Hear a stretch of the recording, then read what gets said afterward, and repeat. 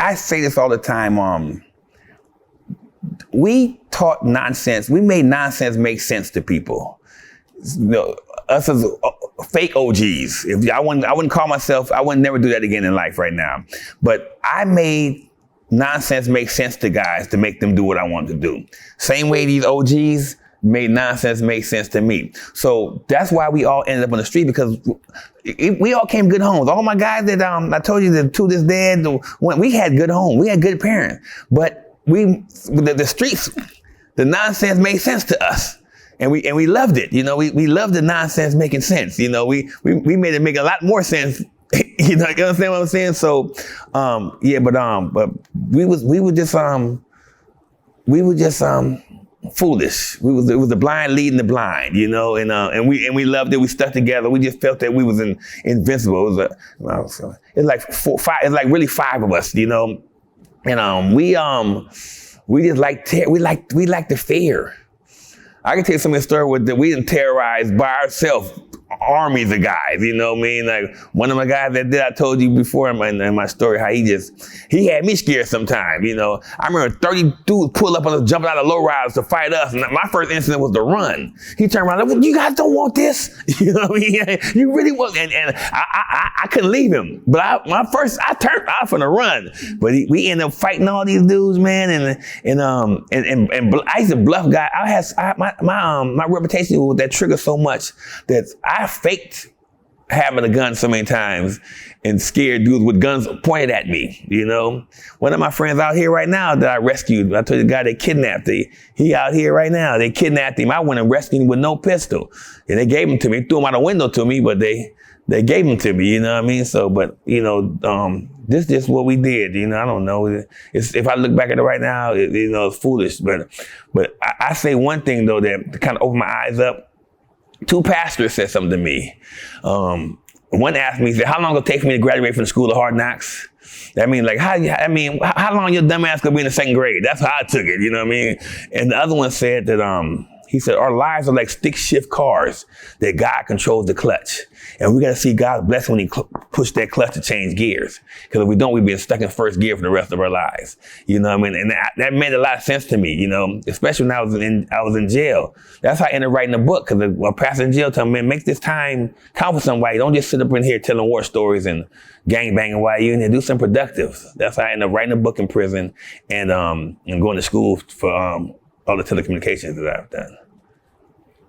Which you've done well, and I will say you helped out like over 30 guys. Gang members get out the game, but not just get out the games. What do they do? And give them careers. Yes, I gave them businesses. I gave over 30 guys careers already. You know, we're gonna get to that. Okay, so let's talk about the rise. So you break it down, but let's list it. Let's just list it. I know it's hard because it's like you have so many memories, you're condensing it to like a breath. But just do it for the YouTube. All right. Let's talk about how you were watching them and said, this is whack how they're running these streets. Like you found a way to increase profits. You were a mathematician with it. Right. And you ended up taking over. They could do nothing but let you take over because it wasn't really run by anyone. Right. It was renegades. It was like, this is renegades because it was also an inland empire, which a lot of people of color were pushed out of LA to move to as well. There's whole articles in LA Times how people were slowly pushed. The next thing you know, they were leaving for a better life, quote unquote. What made it easy for me to take over out there in the IE is what I still had LA plugs with with cheaper dope.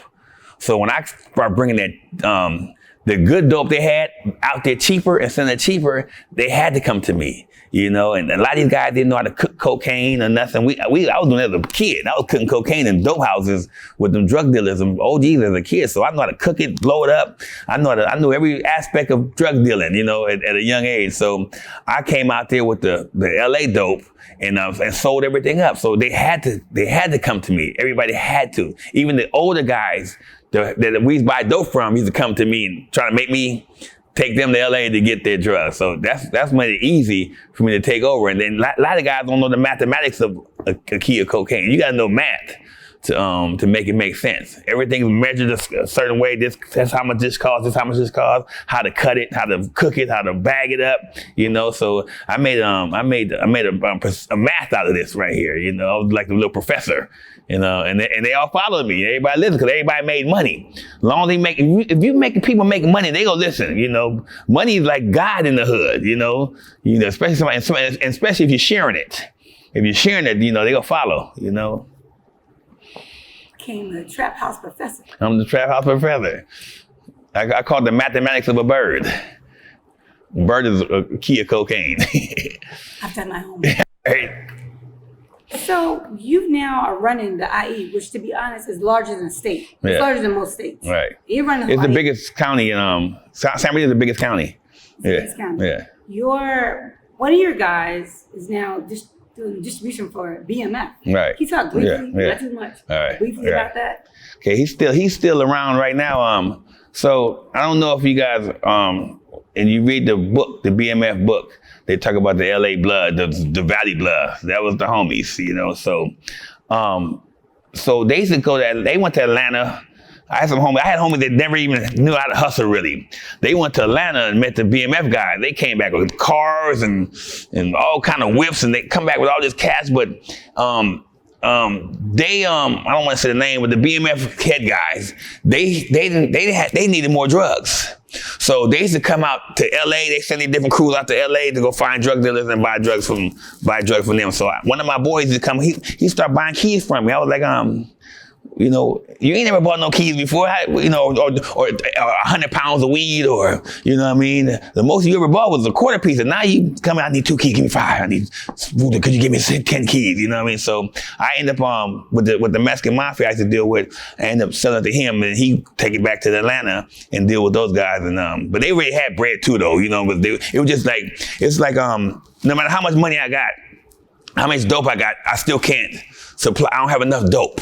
So if you work for me, he'll send you out to go get the dope from your people, So that's how they was doing. That's how I ended up connecting with those BMF guys. I never dealt with them personally. I just dealt with my guy that dealt with them, you know. And then they raided them all. They raided them all in the valley. So but he's still around right now. He changed his life. He got a job now. He working. He through with that part of life. So it's your guy. Your employee. Yeah.